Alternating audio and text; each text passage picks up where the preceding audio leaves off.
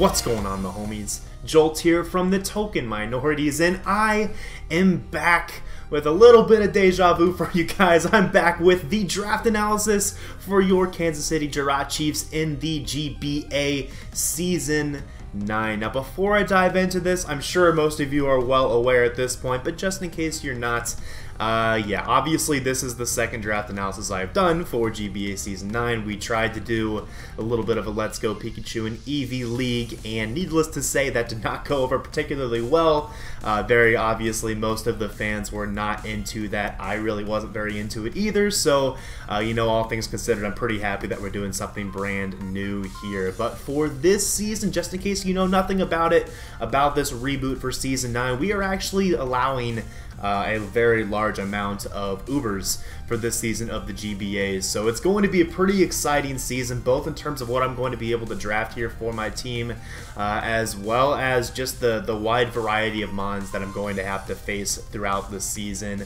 I'm not going to say I'm particularly looking forward to preparing for those incredibly broken Pokemon, but it's still going to be kind of cool, I guess, to be, you know, not necessarily preparing for the exact same top-heavy cores that I would have had to prepare for in the past. So, you know, it's a mix-up at the very least, and yeah, excited to kind of see how this all comes together for this season. So with that said, we can go ahead and jump right on into the team that I drafted for this season of the GBA. I was handed the number 15 position in the draft, which is both good and bad. There are obviously 16 total coaches. Being in the number 15 slot essentially means that the best of the Ubers are going to be taken before it is my turn to draft. So I'm not going to get something stupid broken like Marshadow.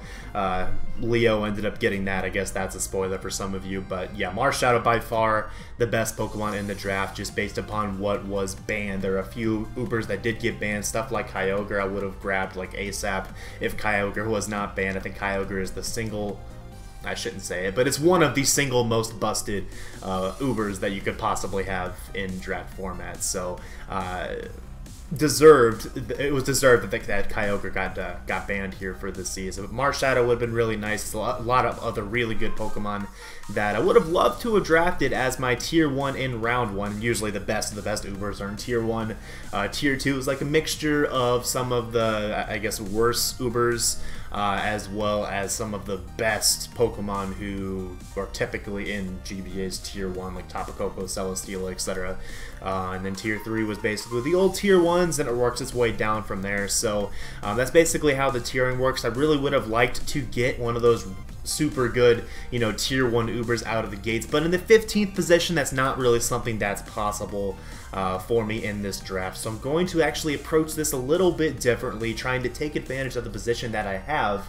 And in my position, I have one of the highest priorities on my Tier 2 selection. There are some really good Pokemon that are sitting down in Tier 2. And, you know, I had a lot of really solid options to choose from entering into this Round 1 pick. And ultimately, I opted to go with the beast, the legend, Magearna. So Magearna is going to be... This is the first time I've ever gotten to use Magearna in draft format. I don't think I've even gotten to use Magearna in a mock battle before, so I've never even touched it. I've only been blown back by it in the past, so I'm really excited to be able to use it for this season of the GBA. A lot of you know my history with fairy types. I'm very comfortable with fairy types. They often end up being some of the best Pokemon on my drafts.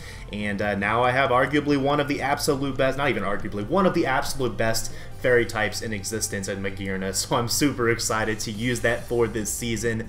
And in typical fashion, you know, I'm not really going to focus too much on the options that Magearna can do, like in terms of its move pool and its abilities and whatnot. That's not really the focus of my draft analysis or any of my draft analyses. I'm mainly just going to kind of talk you through the team structure that I was going for this draft, so just so you can understand my thought process, and also I think articulate it kind of helps me understand how the team's going to work together as well as I build throughout the season. But anyway, so Magearna, really awesome Pokemon, excellent type resistances. Its Steel Fairy typing is probably it is definitely one of the absolute best type combinations. It's going to just serve as a key resistance to a multitude of threats, in addition to being really good offensively with setup options too. So Magearna is just going to be a fantastic Pokemon to build around, a really fun Pokemon to build around, and man, I'm real excited to use this monster. But of course, Magearna is not going to be alone on the team. In order to make Magearna shine, you have to have really good ways to deal with ground types and to deal with fire types, both of which are going to be needed to for an opponent to be able to deal with Magearna. So a trend you're going to see throughout my draft, particularly as it pertains to fire types, is I'm going to draft a lot of Pokemon that are going to abuse the fact that my opponents are essentially forced to bring fire types against my team if they have them, to be able to deal with a potential setup Magearna. So you're going to see that as a trend here, but we can go ahead and move on into my round 2 pick. And you know what, I'm basically on a wheel here. I have the 15th pick in the first round, the 2nd pick in the 2nd round, and that means I get something real nice here. I could jump into my tier 1 if I really wanted to, but it's really not valuable enough to me at this point to make that type of decision, especially considering the Pokemon that were available. I guess the primary tier 1 that I was looking at this point about potentially taking this round was Ho-Oh, as Ho-Oh plus Magearna. Like, that just sounds terrifying, but I didn't really want to go the first 2 rounds without getting any form of Stealth Rocker on my team. I want to have a high tier Pokemon that is an excellent Stealth Rocker, just to make sure I can always bring Stealth Rock in any particular matchup. And with that in mind, I opted to actually go with my tier 3 pick for one of my tier 3 picks in round 2, just because there were so many excellent tier 3 picks available, and I wanted to do my best because of my draft position to take the best possible Pokemon in each of the lower tiers as I progress through my draft, and then potentially get my tier 1 at the very end of the draft. And spoiler, that's exactly what I do. My tier 1 is actually going to wait until round 11 here, so I'm going to get that higher priority on all of my other picks throughout the draft. But for round 2, I opted to go with what is, in my opinion, the absolute best tier 3 available in the entirety of the draft, and that is Mew. So picking up a round 2 Mew to couple with my Magearna. Now keep in mind, this season of the GBA, Munium Z is allowed, so that's something I am going to go ahead and tell you now. I'm going to make this Mew one of my Z captains for my team because I've never gotten to use Z-Mew in draft format. I've used regular Mew multiple times to quite a bit of success, honestly, but I've never actually gone the more intentionally offensive route of having a Z Crystal Mew, and I think that's something I'm going to have a lot of fun with. I know my team, especially as this whole team unfolds, you're going to see it. It's going to be a little bit more on the frail side and a little bit more on, I guess, the faster side as well, and as a result of that, having something like Munium Z to set up the Psychic Terrain can really benefit the rest of my team as well. As for those of you who may not know, Psychic Terrain actually prevents the opponent or myself from using priority attacks against me or against them, and obviously frail Pokemon are typically susceptible to those priority attacks, so that can really support the rest of my team well, as you'll see. But not only that, that obviously makes Mew a much stronger threat as well, with the psychic attacks getting boosted in the Psychic Terrain. So we have a Munium Z Mew as my tier 3 selection for this draft. So we are kicking this off with a Magearna and a Mew. It really cannot get more exciting for that. More exciting than that for a draft league draft. So with that said, we can go ahead and move on to my round 3 pickup. Again, I tried to pick up one of the absolute best, if not the absolute best Pokemon in its respective tier. This time moving down to tier 4. I know I might be reaching a little bit early, but this Pokemon was worth it to me. It paired way too well with Magearna. It paired way too well with Mew to pass up, especially in the tier 4 slot, and especially after seeing all of its recent success, and that is Mega Aerodactyl. So Mega Aerodactyl joins the squad for this season of the GBA. You all should know what Mega Aerodactyl does. It is lightning fast. It is going to be, I believe, I don't think Deoxys Speed got drafted, so I think it's going to be at least tied for the fastest Pokemon in the entirety of the league. So it's really fast. That's awesome. It gets Defog, it gets Stealth Rock. Again, I get those key utility options right off the bat between Mew and Mega Aero. and it's a fast taunter with recovery. It's basically me channeling my... I guess I shouldn't say that. I was going to say, basically, I wanted to take this Pokemon because it's like in memory of the LGPE season that never really happened. But, you know, regardless, we got Mega Arrow. It's an awesome Pokemon, a Tier 4 Steel, in my opinion.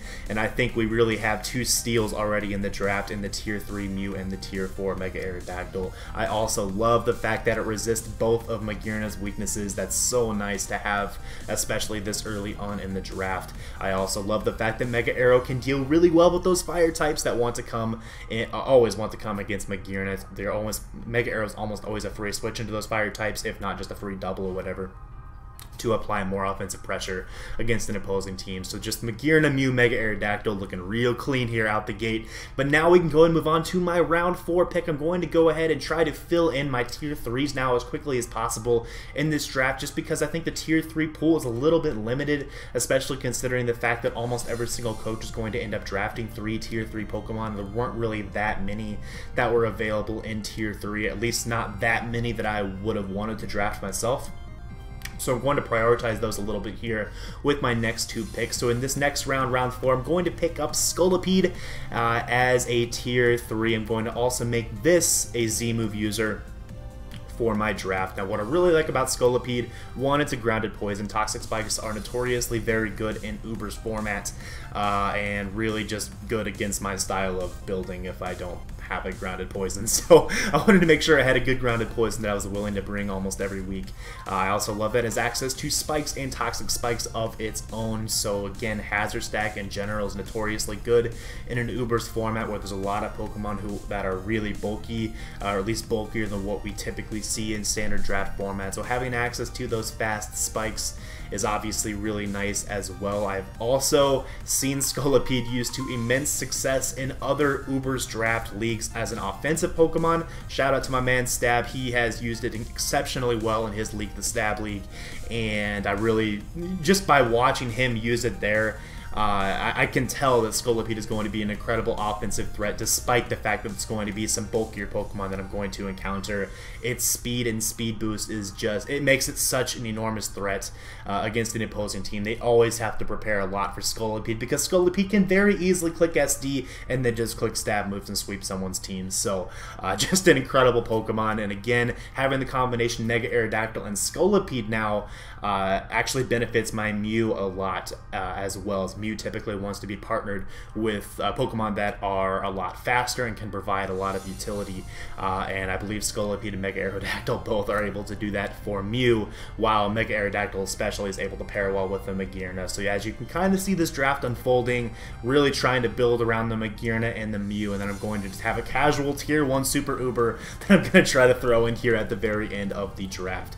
So now moving on to round 5. Again, like I said, I wanted to focus on my Tier 3s, and I needed a bulky water. I was thinking about something like Keldeo for that role. Not really a bulky water per se, but still, I guess, bulky enough to take any one hit if it needs to, and then retaliate with an attack. But I actually didn't get Keldeo because someone else decided to take it. I think it was Envy, and that's actually okay because I don't think that was the best of my 2 options anyway. My other option is another Mon that, surprisingly, after playing for 4 years of draft format, I've actually never had on my draft, and that is Manaphy. So Manaphy joins the KC Jirachiefs for this season of the GBA. Manaphy, you know exactly what it does. On my team, it is not going to be a Z Crystal user. I personally think Z Manaphy is overrated, and even so, I don't think it's better than Z Scolipede or a potential Munium Z Mew. So I definitely opted to go with those 2 instead of Manaphy, and even though Manaphy won't have a Z move, I don't think it necessarily needs a Z move to be a massive threat against opposing teams. Tail Glow, Calm Mind, both awesome sets. There's a lot of tricky, like, niche Manaphy sets that you don't see very often, and I'm going to try to use throughout the season to throw people off guard, as Manaphy can do a lot more than what people give it credit for, in my opinion. So I'm going to see what I can do with Manaphy. Kind of at face value, it looks like a pretty straightforward Pokemon, but you know, I kind of see it as I also saw Breloom, in that it can do a whole lot more than what you typically see from it. So excited to use Manaphy for this season. An excellent bulky water. Love the base 100 speed tier for bulky water. It can break opposing bulky waters. It can break pretty much anything on the opposing team that is fat.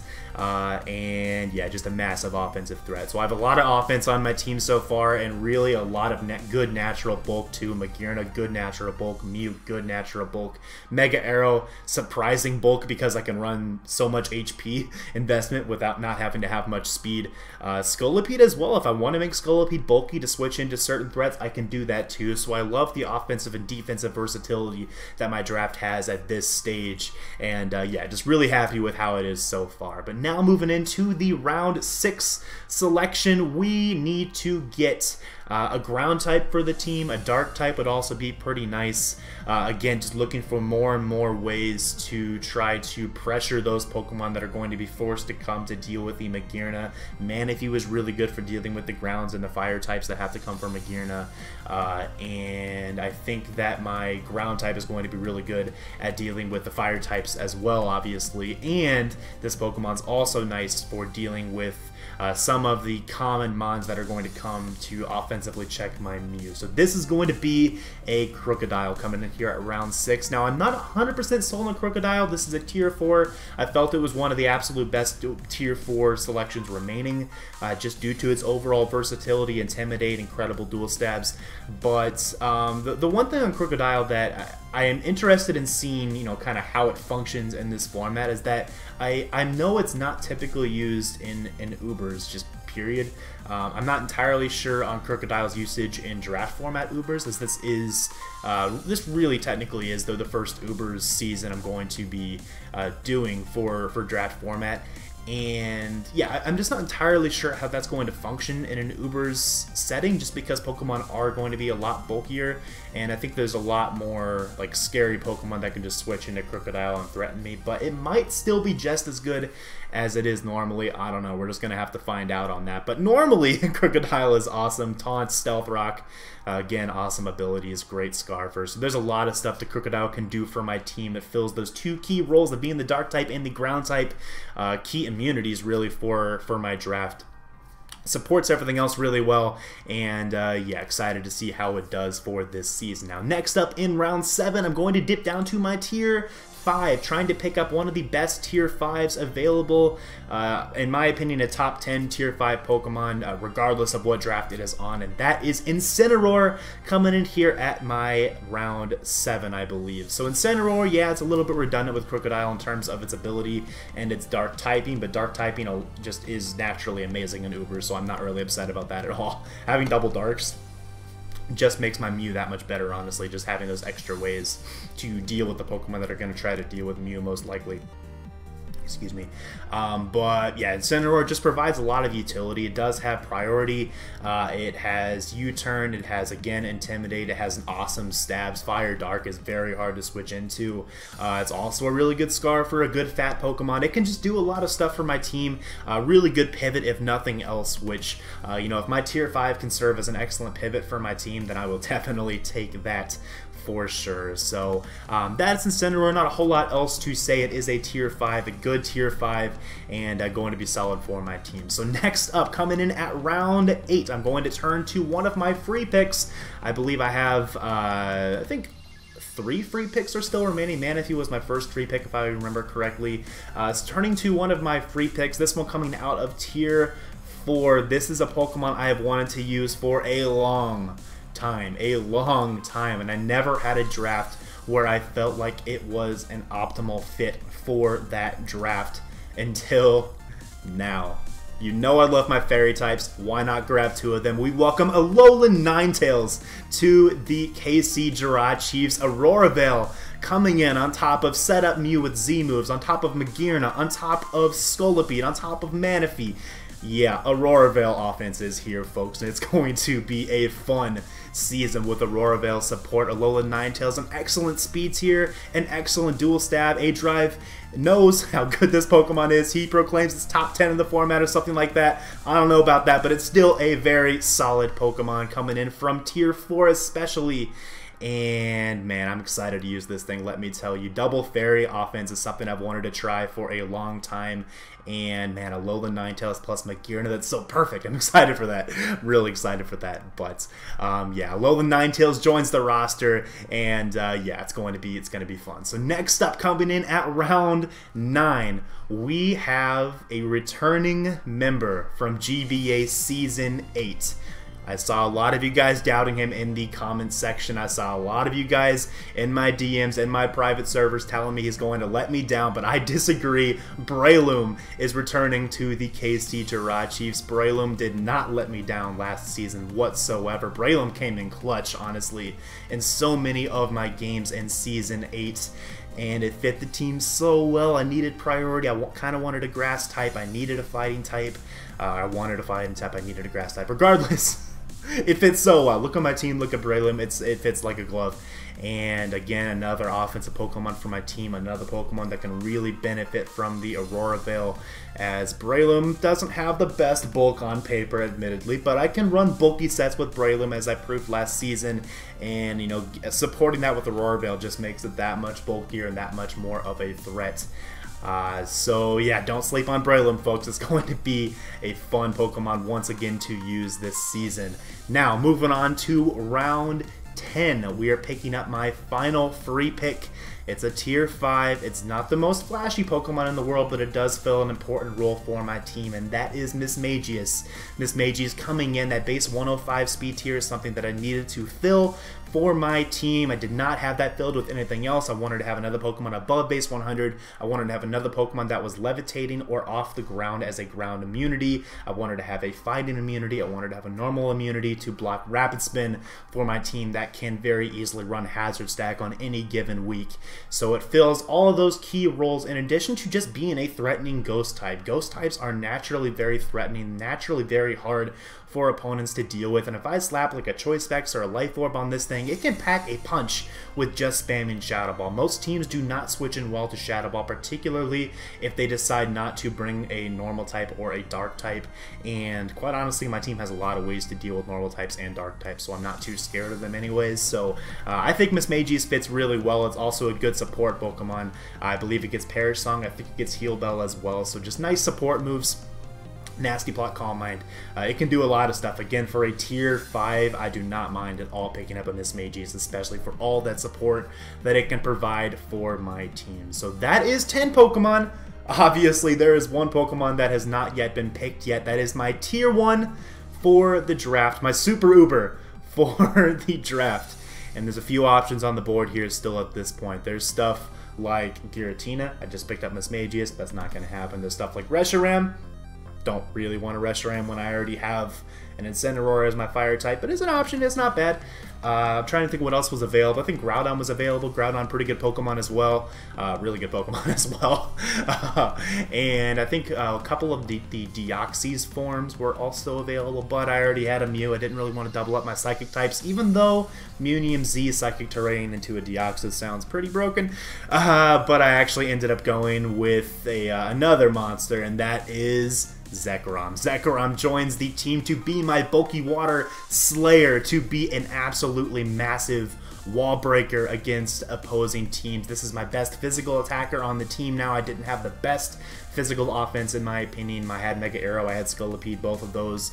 You know, they're good offensively. They don't typically hit particularly hard though without some sort of boost.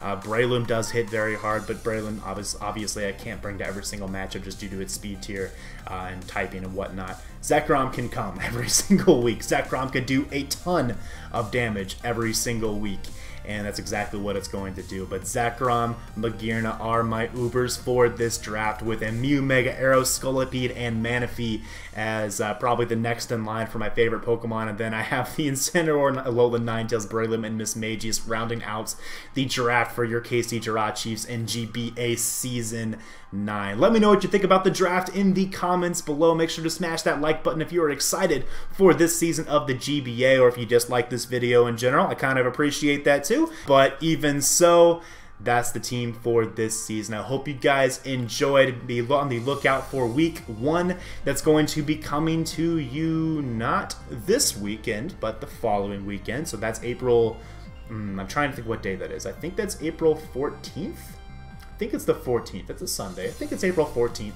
for week 1. We're going to be playing a channel mate of mine that is Goldoa Dragon and the New York Empoleon in week 1. So right out of the gate, we're going to be facing a Dialga, so that'll be a blast.